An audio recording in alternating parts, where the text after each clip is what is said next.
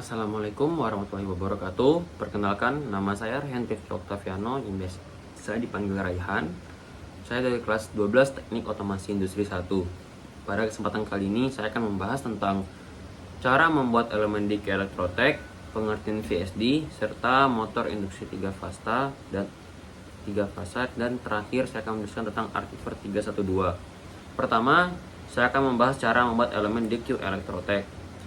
Pada pertama kali kita membuka software Q Elektrotek akan muncul tampilan seperti ini.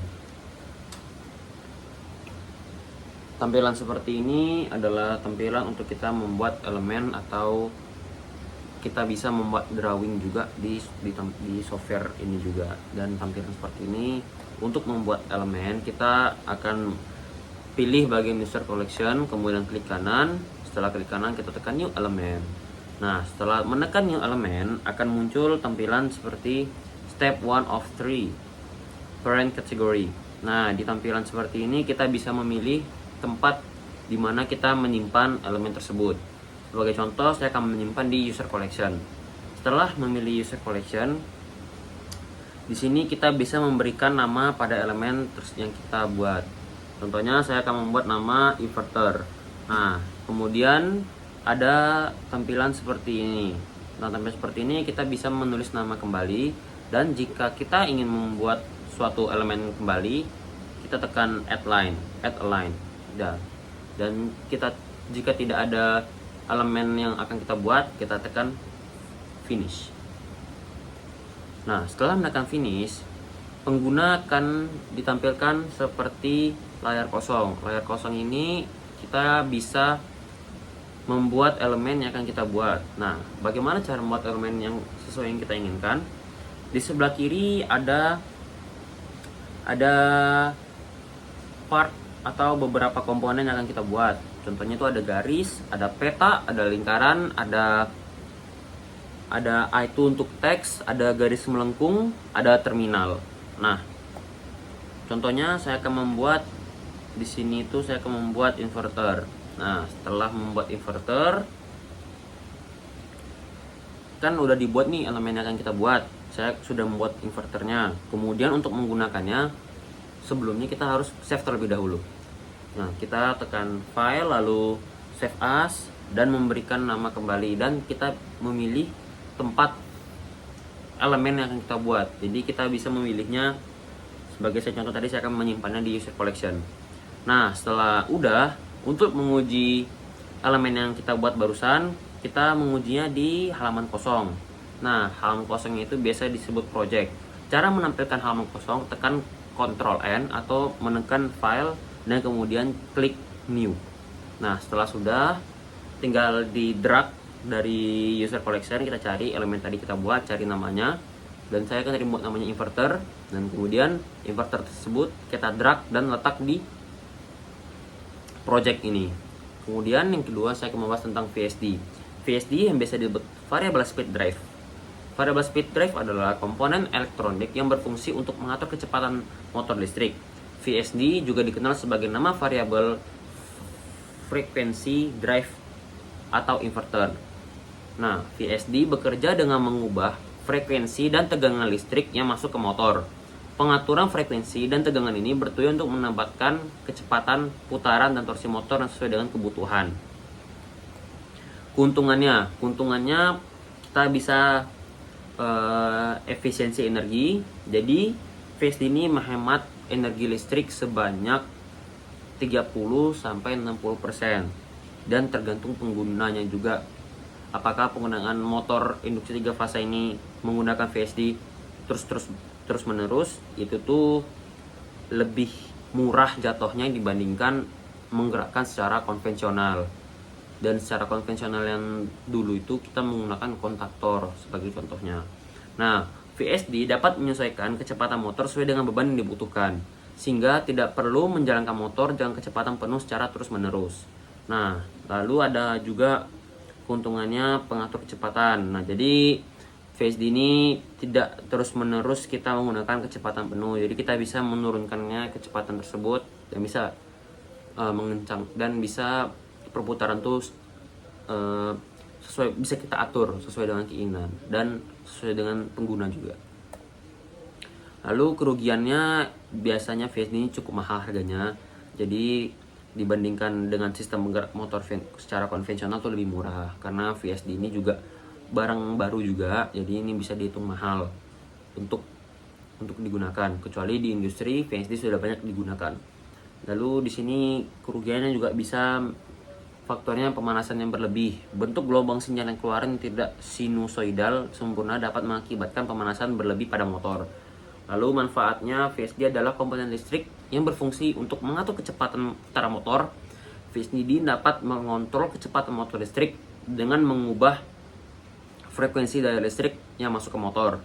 Lalu beberapa manfaat lainnya seperti mengurangi konsumsi listrik motor pada motor, terus mengoptimalkan efisiensi motor, lalu menghemat budget untuk biaya produksi yang jangka panjang. Nah, kemudian saya akan membahas cara membaca nameplate dari motor induksi 3 fasa. Nameplate atau biasa disebut dengan papan nama adalah sebuah papan nama yang berisi spesifikasi motor. Di situ ada jenis katup, daya listrik, arus, dan lain-lain. Lalu tujuannya nameplate ini adalah pada setiap produk motor induksi 3 fasa itu terdapat nameplate yang biasanya itu digunakan untuk melihat spesifikasi motor tersebut. Jadi para pembeli atau para pengguna yang ingin membeli motor induksi 3 fasa bisa melihat nameplate atau papan nama pada motor induksi 3 fasa tersebut. Nah, contohnya cara membacanya itu adalah nomor model. Nah, jadi nomor model ini itu terletak pada bagian atas atau tengah. Lalu ada nameplate, itu tuh menunjukkan spesifikasi dari fitur motor. Kemudian ada nomor seri, merupakan identifikasi unit dari motor. Nomor ini umumnya berada di bagian bawah nameplate. Jadi nomor seri itu ada di bawah. Lalu ada tegangan nominal. Ini merupakan tegangan AC nominal yang disarankan untuk operasi motor listrik. Satuan untuk mengukur tegangan nominal ini menggunakan volt. Jadi satuannya untuk ukur tegangan nominal AC itu adalah volt. Oke. Lalu kemudian di sini tuh ada frekuensi nominalnya juga. Jadi ada frekuensi AC, satuannya untuk operasi motor listrik, yaitu frekuensi nominal adalah Hertz. Lalu ada daya nominal, lalu ada tipe motornya, dan tingkat proteksi suhu serta polaritas pada motor induksi 3 fasa tersebut. Lalu pada motor induksi 3 fasa itu terdapat juga simbol-simbolnya seperti HP atau KW atau biasa disebut horsepower. Lalu ada V, voltage, yang satuannya untuk menyatakan tegangan masukan. Lalu ada Hz atau Hertz, ini untuk menyatakan frekuensi AC. Lalu kemudian ada A, kependekan dari ampere, satuan untuk menyatakan arus. RPM, persen, yang untuk menyatakan efisiensi. Lalu ada kilogram, satu untuk menyatakan berat pada motor. Lalu ada lambang star dan delta. Lambang ini menunjukkan jenis rangkaian motor yang akan digunakan. Lalu jika pada motor itu terdapat bentuk segitiga, itu tuh rangkaian untuk simbol rangkaian delta, dan ada segitiga dan simbol Y untuk rangkaian star atau bintang. Jadi ada bentuk itu, ada star, ada yang bintang. Jadi motor ini bisa digunakan pada dua jenis, star dan bintang. Lalu kemudian saya akan membahas tentang cara mengoperasikannya motor 3 fasa ini. Nah, jadi pengoperasian motor 3 fasa itu tuh ada dua yang saya akan bahas, itu ada forward dan reverse. Untuk forward, kita persiapan awalnya pastikan sumber listrik dalam keadaan mati. Nah, jadi untuk mengoperasikan forward reverse ini, pertama kita akan sumber listrik itu dalam keadaan mati dulu. Lalu kondisi instalasinya tidak ada arus yang bocor, lalu kabel terhubung dengan baik dan kontaktornya baik, serta kontak NONC-nya itu dalam keadaan yang baik juga. Lalu pastikan motor itu yang akan kita gunakan sesuai dengan bebannya, dan itu adalah untuk menjaga kerusakan pada saat pengoperasian. Lalu kedua, kita akan pastikan pengaturan sistem forward. Jadi untuk forward itu tuh kita menggunakan arus fasa RST pada kontaktor forward. Lalu kita juga mengecek fungsi tombol forward dan stopnya. Ini nih berfungsi untuk mengaktifkan kontaktor forward dan tombol stop saat memutuskan daya. Lalu untuk reverse, persiapan awalnya kita untuk kita menggunakan motor berputar secara reverse atau berlawanan, itu kita pertama-tama tetap untuk mematikan sumber listrik dulu dalam keadaan mati. Lalu kita periksa kondisi instalasinya, pastikan semua kabel terhubung dengan baik dan tidak ada kerusakan pada motor, kontaktor, dan komponen lainnya. Lalu selanjutnya pastikan pengaturan sistem reverse atau backward ini itu arusnya untuk membalik atur fasanya RTS atau bisa membalikkan dari RST, kita bisa balik jadi RTS, bisa jadi RST, jadi ada RST jadi STR bisa, dan itu adalah caranya untuk mengubahnya menjadi reverse. Lalu cek fungsi tombol reverse dan stop. Lalu ini tuh berfungsi kontaktor. Lalu tombol-tombol ini itu tuh harus bisa berfungsi untuk perputaran motor secara reverse. Lalu di sini saya menampilkan gambar diagram forward reverse-nya.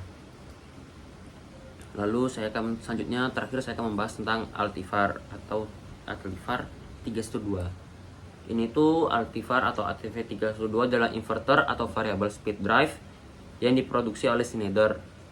Perangkat ini dirancang untuk mengontrol kecepatan torsi motor asinkron 3 fasa sehingga memungkinkan pengoperasi motor lebih efisien dan fleksibel dalam berbagai aplikasi industri.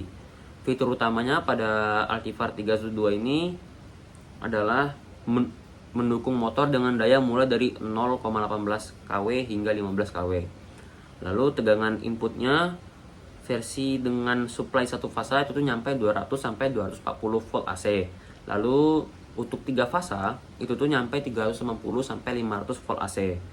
Lalu pada sistem komunikasinya dilengkapi dengan protokol komunikasi Modbus dan CAN Open untuk integrasi yang mudah dengan sistem otomasi.